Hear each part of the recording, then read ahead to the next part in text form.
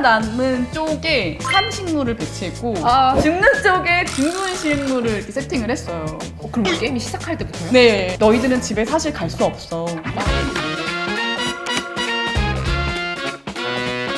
자, 그러면 첫 번째 게임으로 들어가 보겠습니다.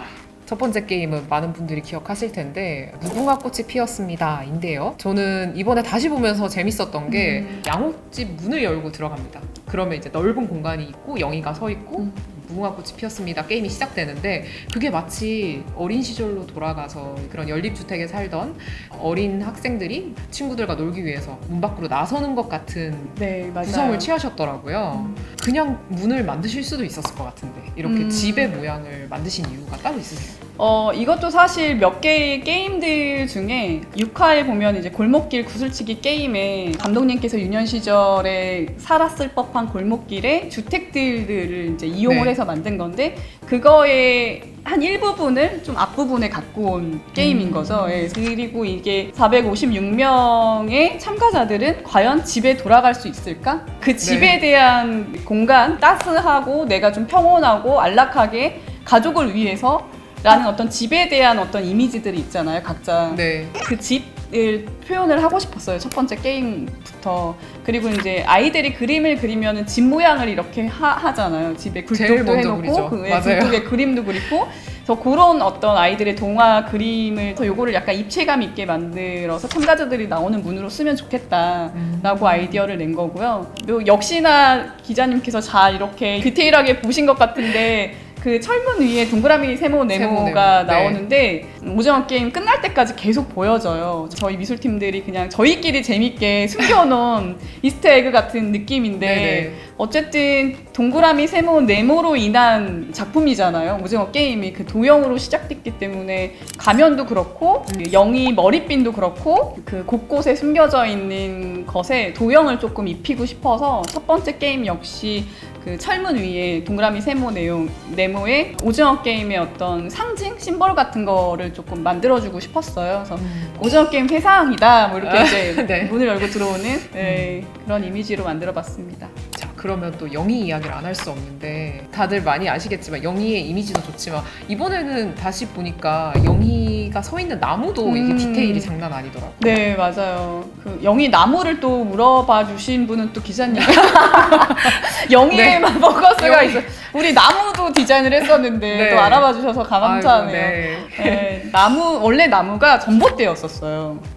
네, 왜 이렇게 저희 막 말뚝박기 하거나 뭐 이럴 때 전봇대 네. 앞에서 하잖아요. 하죠. 보통. 네. 그래서 전봇대로 디자인을 하다 보니까 영희가 약간 너무 외로워 보이기도 하고 약간 뭔가 임팩트가 없어 보이는 거예요. 네. 네, 그래서 다시 자료를 찾다가 무궁화 꽃이 피었습니다의 전반적인 또 컨셉이 르네 마그리트의 그 빛의 제국 그 자료를 또 보면서 하늘은 낮인데 집과 나무들, 숲들은 밤인 어떤 그 네. 초현실주의 작품을 좀 봤어요. 그래서 네.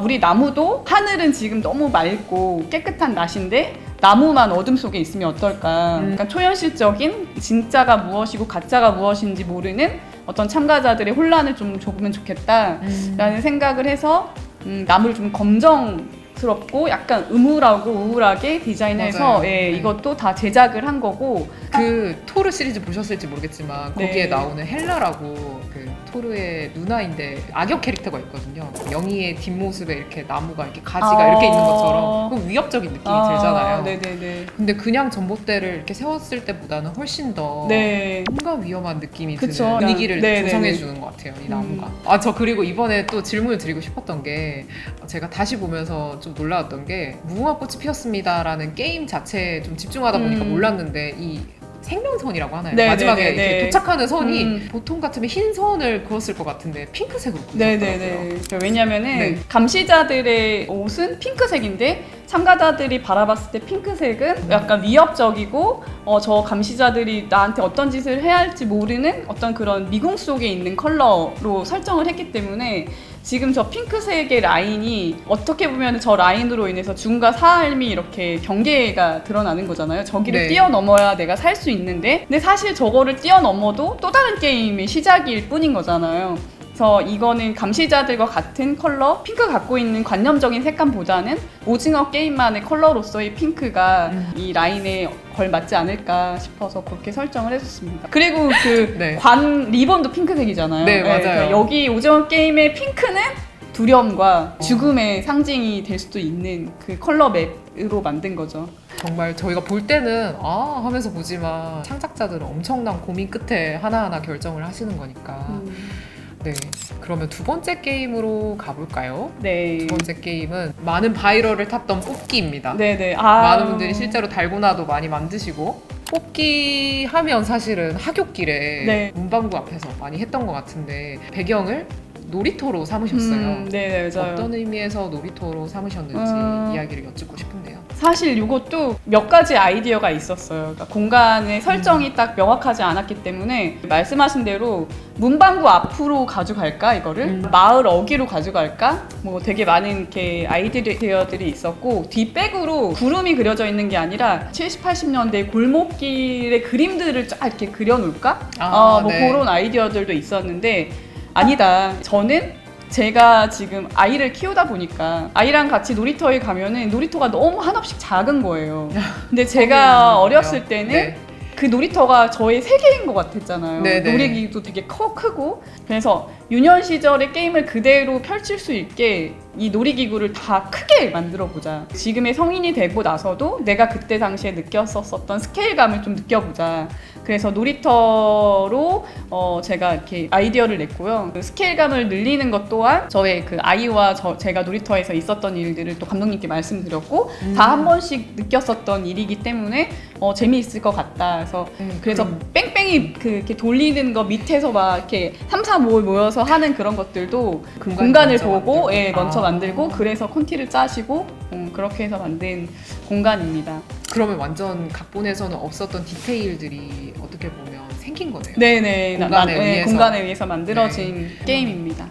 자, 그러면 세 번째 게임으로 넘어가 보겠습니다. 줄다리기인데요. 네. 많은 배우분들이 가장 힘들었던 촬영으로 꼽는 이 줄다리기 씬. 저는 좀 재밌었던 게 정중앙에 또 이번에도 핑크색을 맞아요. 넣으셨더라고요. 네. 보통은 승패를 가리기 위해서 가운데 끈 같은 거를 네. 메어주는데 이걸 핑크색 리본을 쓰셨는데 네. 이것 또한 역시나 맞아요. 사실 이게 리본이었어요. 이 끈을 묶어 있는 게 리본인데 네. 리본이 자꾸 처지는 거예요. 그래서 저희가 또 도형이 동그라미 세모 네모잖아요. 네네. 그래서 약간 단두대 같은 컨셉의 동그라미가 안에 있고 네. 잘라지는 네모가 있고 깃발이 세모처럼 생겼어요. 네, 그래갖고 거기 안에 네. 동그라미 세모 네모를 넣겠다는 의지로 네. 그래서 이 동그라미를 통해서 서로를 보기도 네, 하고 네, 그러잖아요. 네, 네, 네, 네, 그러니까 네. 그 철제로 된 그걸 동그라미로 만들고 네네. 정말 몰랐네요. 이 동그라미. 자, 그러면 네 번째 게임 구슬치기 세트. 이게 깐부편이죠. 네네. 네, 많은 분들이 눈물을 흘리셨을 것 같은데 이 편에서 어떻게 보면 감정선을 만들어주는 것 중에 하나가 어린 시절에 봤던 것 같은 노스텔지아를 불러일으키는 것 같은 공간의 힘인 것 같은데요. 전 이번에 다시 돌려보면서 화분이나 뭐 타이어 네. 같은 것도 올려져 있어서 네. 재밌었는데 직접 풀도 심으셨다고. 네네네. 어떻게 구성하셨어요? 정말 힘드셨을 것 같아요. 이거는 제일 많이 시간이 걸린 그 세트 시공 기간이 제일 많이 걸린 공간인데 어떻게 할까 하다가 연극적인 요소를 좀 갖고 왔어요. 여기는 집 내부가 하나도 없고 문으로만 돼 있어요. 이 구조가. 그래서 디자인을 저희가 한 거를 보면은 그 화면에서도 보이겠지만 집 내부가 보이는 거는 일남이가 자기의 어렸을 때 집을 찾아가는 공간만 마당이 하나 있고 나머지는 다 벽들과 그 문으로만 다 이루어져 있는 약간 이중적인 느낌의 공간으로 이렇게 만들었고 그 문들만 있잖아요. 다. 네네. 너희들은 집에 사실 갈 수 없어. 네, 그런 의미가 담겨 있어요. 대문들만 있고 네. 집 내부는 보여지지 않는 그런 공간으로 만들었고 이거는 그냥 또 저의 어떤 디테일인데 두 명이 게임을 하잖아요. 네네. 살아남은 쪽에 산 식물을 배치했고 네네.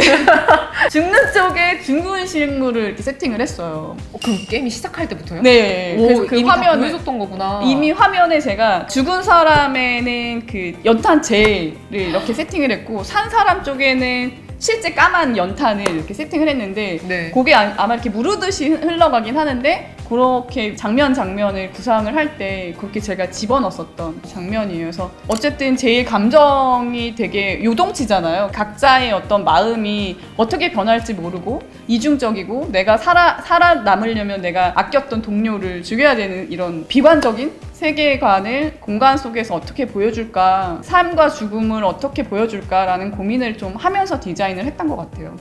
정말 디테일의 끝판왕이신 채태일 선생님과 함께 이렇게 이야기를 나누고 있습니다. 네. 이런 디테일 덕분인지 감독님이 이렇게 다 세심하게 하신 덕분에 미술감독 조합상을 네. 2편 맞아요. 네, 디자인으로 네. 네, 상을 받으셨어요. 네. 네. 한 팬은 집에 잘 모셔 있습니다. 아, 네. 저희 부모님 집에 이렇게 모셔놨어요. 엄마가. 네. 창석에 두어야죠. 네, 네. 네, 저도 너무 재밌게 봤던 편입니다. 자, 그러면 5번째 게임 징검다리 건너기. 저는 다시 보면서 서커스장 같은 디자인이어서 재밌다라는 생각이 들었어요. 이전에 뽑기 놀이, 무궁화 꽃이 피었습니다는 굉장히 밝은 공간에서 이루어지는 네, 네. 반면에 이제 점점 어두워지기 시작하는 맞아요. 서커스장의 느낌을 주시려고 했던 특별한 이유가 있으실 것 같은데요. 사실은 이 앞전에 게임까지는 관람을 하는 사람이 없었잖아요. 근데 네. 이제 VIP들이 오기 시작하고 여기서부터는 약간 톤을 좀 내린 거는 맞고요. 어쨌든 서커스 컨셉으로 간 이유는 이 참가자들이 사실은 약간 삐에로처럼 고개를 하는 느낌을 좀 주고 싶었어요. 이 두려움에 떨고 유리 징검다리를 건너는 것을 유흥처럼 바라보는 이 설계자들의 어떤 이런 상태, 너무나 비인간적이고 되게 저럴 수 있을까? 그런데 그런 거를 관람하는 어떤 시선들 이런 것들이 꼭 서커스장의 고개사들을 바라보는 관중들의 느낌을 좀 받은 거예요. 그래서 요거는 서커스장 컨셉을 좀 가져가 보자. VIP들의 어떤 바라보는 관객들이 있는 그런 공간을 좀 설정을 하다 보니 서커스의 컨셉이 나오게 된 거예요. 네. 여기서 허성태 배우가 네가 가든지 이러면서 실갱이를 할 때 정말 마음 졸이게 되는데 그 불안불안한 느낌이 이 서커스장 같은 높이감 네네네. 그리고 그런 비비드한 컬러 네. 그러니까 아래가 투명하게 다 보이는 네. 거 이런 하나하나 디테일이 다 차곡차곡 쌓여가지고 캐릭터가 연기하는 대사 한 줄 한 줄뿐만 아니라 분위기나 무드 같은 게 관객에게 오는 게 아닌가 싶습니다. 네. 오늘 이렇게 게임들을 하나하나 짚어보면서 어떤 고민을 안고 오징어 게임을 만드셨는지에 대해서 이야기를 나눴는데요. 무비히어로가 함께하는 영화인 인터뷰는 앞으로도 계속되니 많은 관심 부탁드립니다. 감사합니다. 감사합니다.